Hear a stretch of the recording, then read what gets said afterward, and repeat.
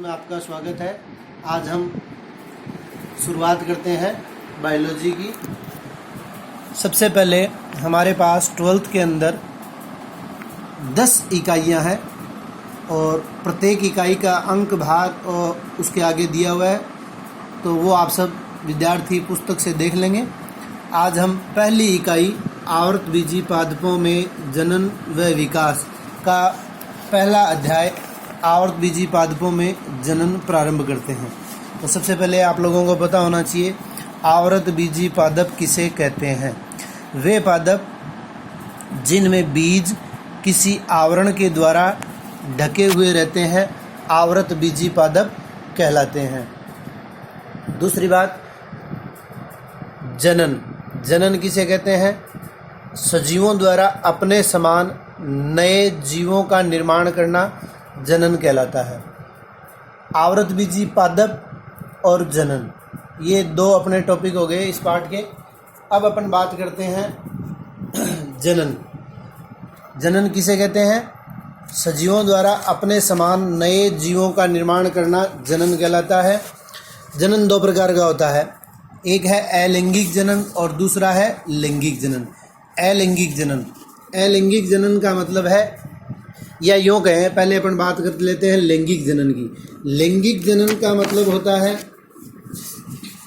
इस जनन में मुख्य रूप से दो घटनाएं होती है। कौन कौन सी? पहला है युग्मक निर्माण और दूसरा है युग्मक संलयन।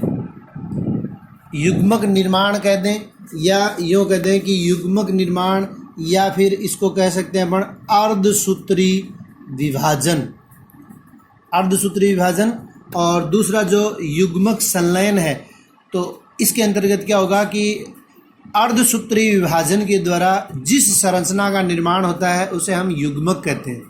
या युग्मक की एक दूसरी परिभाषा होती है, वह संरचना जिसमें गुणसूत्रों की संख्या रह जाती है आधी। वह संरचना जिसमें गुणसूत्रों की संख्या रह जाती है आधी कहलाती है युग्मक। तो ये दो मुख्य घटनाएं होती है किसमें? लैंगिक जनन में। या हम यूँ कह सकते हैं कि लैंगिक जनन किसे कहते हैं? वह जनन जिसमें दो जनक भाग लेते हैं और निषेचन की क्रिया होती है। युग्मक संलयन जो है उसको निषेचन भी कहते हैं। दो जनकों के द्वारा एक नए जीव का निर्माण किया जाता है। अब वापस आ जाते हैं अपन पादपों के अंदर। लैंगिक जनन जो है वो पुष्प के द्वारा होता है। पुष्प जो है पादप की एक लैंगिक संरचना है और जिसका अध्ययन हम लैंगिक जनन का अध्ययन दूसरे अध्याय में नर एवं मादा युग्मकोद्भिद संरचना एवं विकास, दूसरा अध्याय अपना इसी इकाई का, उसके अंतर्गत विस्तार पूर्वक कर लेंगे। इसलिए लैंगिक जनन को हम यहीं विश्राम देते हैं। उसके बाद में आती है बात अलैंगिक जनन की। अलैंगिक जनन किसे कहते हैं? Asexual reproduction. प्रिय विद्यार्थियों, एक बात मैंने जैसे कि आपको पहले भी बताई हुई है, आप हमेशा उस चीज़ का ध्यान रखेंगे। जीव विज्ञान के अंदर ए शब्द लग गया, इसका मतलब होता है, जीव विज्ञान के अंदर ए शब्द का अर्थ क्या होता है? वह चीज़ उसमें अनुपस्थित है। तो लैंगिक के पहले लगा अलैंगिक। इसका मतलब जो दो घटनाएं अपन ने लैंगिक के अंतर्गत डिस्कस की थी, युग्मक निर्माण और युग्मक संलयन, वे दोनों घटनाएं यहाँ अलैंगिक जनन के अंतर्गत नहीं होगी। अलैंगिक जनन मतलब इसमें अर्धसूत्री विभाजन नहीं होगा और युग्मक संलयन नहीं होगा। ठीक है। अलैंगिक जनन को असंग जनन भी कहते हैं। असंग, वही बात दोबारा से देखो, यहाँ फिर लग गया संग का मतलब होता है साथ में। इसका मतलब साथ में अनुपस्थित, यानी युग्मक निर्माण नहीं होगा और युग्मक संलयन की क्रिया भी नहीं होगी। युग्मक संलयन नहीं होना क्या कहलाता है? असंग जनन। तो अलैंगिक जनन या असंग जनन। उसके बाद में अपन बात करते हैं अलैंगिक जनन, जब एक ही जनक के द्वारा बिना अर्धसूत्री विभाजन के नए जीव का निर्माण। तो बिना अर्धसूत्री विभाजन के इसका मतलब क्या हुआ? इसका मतलब यहाँ विभाजन कौन सा होगा? समसूत्री। ये दो प्रकार के विभाजन अपन ने पिछले साल पढ़े थे, अर्धसूत्री और समसूत्री। समसूत्री विभाजन का तात्पर्य है कि जिसमें मात्र कोशिका अपने समान दो पुत्री कोशिकाओं में विभक्त होती है, और अर्धसूत्री का अर्थ होता है कि मात्र कोशिका दो पुत्री कोशिकाओं में विभक्त होती है, परंतु वहाँ गुणसूत्रों की संख्या आधी रह जाती है, जबकि समसूत्री विभाजन के अंतर्गत गुणसूत्रों की संख्या भी समान रहती है। जैसे मनुष्य की एक कोशिका के अंदर 46 क्रोमोसोम्स होते हैं, तो जो दो नई कोशिकाएं बनेंगी उन दोनों में भी 46 और 46 ही रहेंगे। जबकि अर्धसूत्री विभाजन, तो अर्धसूत्री विभाजन होता है किसमें? जननिक कोशिकाओं में। जननिक कोशिकाओं के द्वारा जो युग्मक बनते हैं आप लोगों को पता है, शुक्राणु और अंडाणु। तो शुक्राणु और अंडाणु में गुणसूत्रों की संख्या कितनी रह जाएगी? आधी आधी, 23। और फिर युग्मक संलयन होगा, युग्मक संलयन के द्वारा वो पुनः 46 की संख्या को प्राप्त कर लेगी। खैर, यहाँ अपना उद्देश्य है अब अलैंगिक जनन के प्रकार। अलैंगिक जनन के दो प्रकार हैं, अनिषेक बीजता और कायिक जनन। अनिषेक बीजता, फिर देखो विद्यार्थियों, यहाँ अ शब्द आ गया और किसके पीछे है? निषेक के। निषेक का मतलब है ये निषेचन, तो निषेचन की क्रिया नहीं होगी और फिर भी बीज का निर्माण होगा।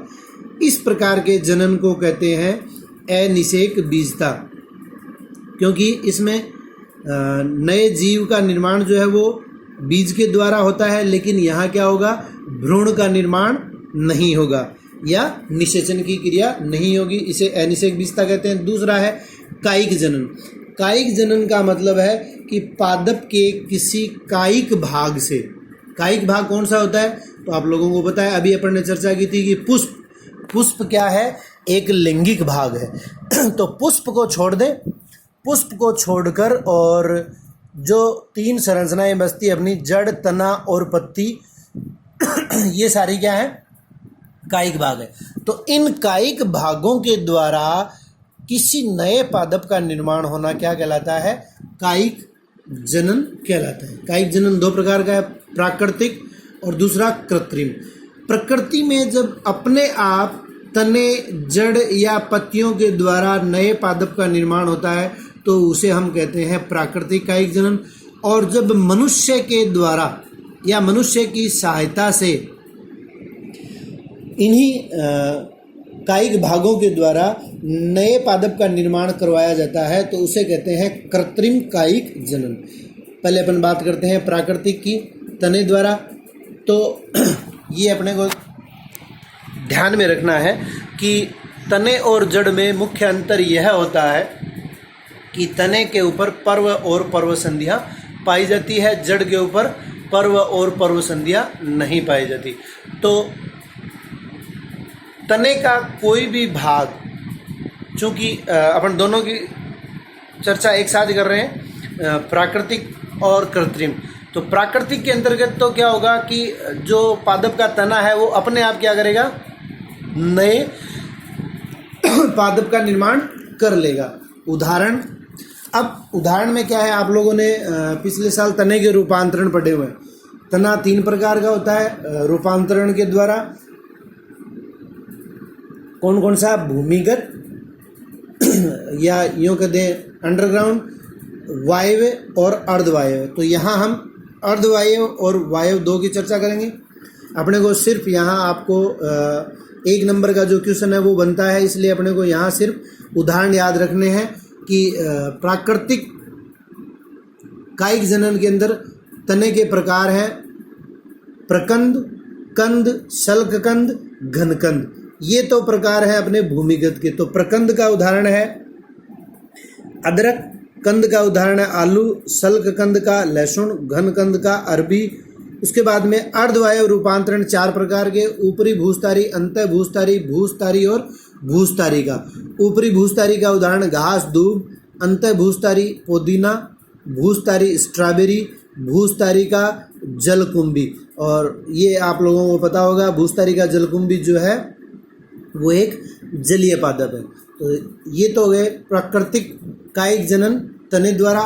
दूसरा आता है अपना जड़ द्वारा, यानी जड़ जो कि भूमिगत भाग है पादप का, जमीन के अंदर ही सुरक्षित रहती है। प्रतिकूल परिस्थितियों में उसका वायवीय भाग जिसको हम परोह कहते हैं वो नष्ट हो जाता है, और अनुकूल परिस्थितियों में उन्हीं जड़ों के द्वारा नए परोह का निर्माण कर लिया जाता है। अपने को यहाँ भी सिर्फ उदाहरण याद रखने हैं। जड़ द्वारा कायिक जनन नीम, चमेली, शीशम। पत्तियों द्वारा छोटी कक्षाओं से आप लोग पढ़ते हुए आ रहे हो पत्थर चट्टा। पत्थर चट्टा की जो पत्तियां होती है वो टूटकर भूमि के संपर्क में आ जाती है, और भूमि के संपर्क में आने के पश्चात वो नए पादप का निर्माण कर लेती है। उदाहरण ब्रायोफिल्म या पत्थर चट्टा। प्राकृतिक कायिक जनन के अंदर जो सबसे इम्पोर्टेंट है अपना, जिसके ऊपर अधिकतर एग्जाम में क्वेश्चन पूछा गया है, वो है जननांगों द्वारा कायिक जनन या बुलबिल्स। अंग्रेजी में कहते हैं, हिंदी में कहते हैं पत्र प्रकलिका, लेकिन बुलबिल्स मैं आपको लिख के बताऊं क्या है कि हिंदी में लिखा हुआ आ सकता है बुलबिल्स इस प्रकार से, और क्वेश्चन पूछा जा सकता है बुलबिल्स। ठीक है, तो बुलबिल्स, जननांगों द्वारा कायिक जनन, पत्र प्रकलिका के द्वारा कायिक जनन एक ही बात है। चूंकि अपने को पता है जननांगों द्वारा, मतलब जननांग क्या है यहाँ पादप के, पुष्प। पुष्प क्या है, लैंगिक भाग है, तो लैंगिक जनन जो है वो पुष्प के द्वारा होता है। ठीक है, लेकिन यहाँ हम बात कर रहे हैं जननांगों द्वारा।